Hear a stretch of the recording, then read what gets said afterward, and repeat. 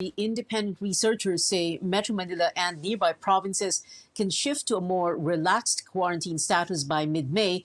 That's May 15, this weekend, as COVID-19 cases in these areas continue their downtrend. The OCTA Research Group expects average cases in Metro Manila to dip below 1,900 by Friday, when a modified enhanced community quarantine is set to end. Now, is the government ready for ease restrictions? We go above and beyond the headlines with MMDA Chairman Benhur Abalos. Chairman Abalos, good evening. Thank you very much for joining us here on Newsnight. Sir, so the question is, are we ready for eased restrictions? And although, syempre, it's good news na bumababa ang bilang ng kaso, pero ready na ba tayo for eased restrictions? Well, actually, the cases from May 1, when we started with MECQ, was about 23,400. May 9, it's down to 18,900. I think personally, Metro Manila is really ready, no? But you know what, Pia? Right now you have so many hybrids of quarantine, no? You've got MECQ flexible, and some other things with, of course, with control of borders.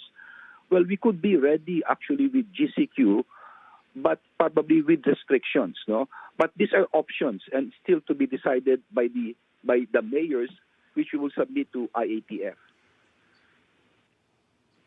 Okay, when you say GCQ with restrictions, exactly what do you mean? Because halimbawa, iba yung GCQ, MECQ, ECQ pag percentage of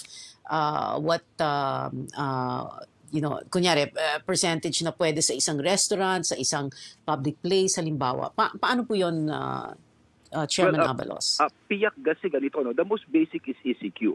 I mean, ang pwede lang mag-open are essential businesses, no? Tapos noon, yung namang MGCQ, ang ibig sabihin nun, lahat ng businesses po pwede except for enumerated ones. Basta mag-GCQ ka na, may certain percentage. Like for example, dine-in, dapat 50%. No? That's GCQ and your borders are open.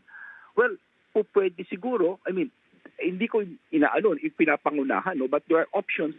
Sige, GCQ tayo, pero imbis na dine-in na 50%, baka pwede from 10, mag-20 or even 30 muna. Yung parang ganon. Para inuunti-unti mo, no? These are some of the things that could be suggested and can be voted upon. So it could be GCQ, full GCQ, or so GCQ with restriction. Okay. Yes.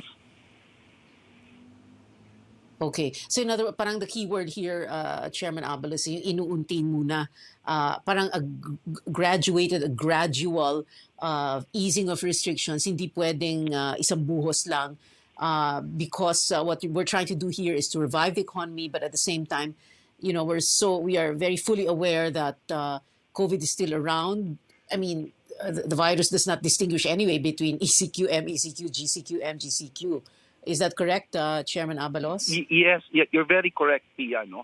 Parang tinitimpla mo lang naman eh. Number one, are you ready to open your borders? When I talk of borders, it's the borders of Rizal, Bulacan, Laguna, and Cavite. Number two, if we're going through full GCQ, are we really ready with that kind of capacity? Talagang buhos ka agad, no? Well, these are the options, no, na pwede pagbotohan ng mga mayor, but there's another options. We could open it, pero instead na from 10 to 50, baka pwedeng 20 or even 30% muna, yung mga ganun ba, no? Talagang with caution, ika nga, with caution. Of course, this will be with the guidance of DOH, of OCTA, with NEDA, and the economic team. Mm-hmm. Chairman Abalos, kanina nga sinabi ko na good news syempre yung lowering number of cases. This must have been, I'm sure many of you, MMDA, the mayors of Metro Manila, government officials, you must have heaved a very big sigh of relief na ganito yung nangyayari. No? Because I remember the amount, the heightened tensions 2-3 weeks ago nung napakataas yung kaso. That's why, if you will recall, Pia, no, during those times, the mayors chose on MECQ flex, meaning flexible. No, we were able to control the borders at the same time open activities. No, so ngayon we will approach with the caution. But one thing good news, no, is that number one, yung ayuda halos matatapos na ang mga LGU sa mga mayors, and the vaccinations 2 million nung isang araw. Ngayong gabi darating yung another 2 million. At yung mga bakuna ay darating na. I think ang projections is 10 million by June, 15 million by July, 15 million by August. And, the mayors are preparing for it. And the very good news pang huli is that the private ones, the private organization, like the group of Bilus, of McDonald's, Jollibee, and even Robinsons, Shoemart, kanina lang kausap po Robinsons, they have offered not only their place but likewise doctors and nurses. You see this bayanihan spirit. So cases are going down, vaccinations are here, and everyone is really helping. But, take note with caution, Talagang dapat kailangan strict implementation pa rin because at any given time, itong mga variant nakakatakot talaga.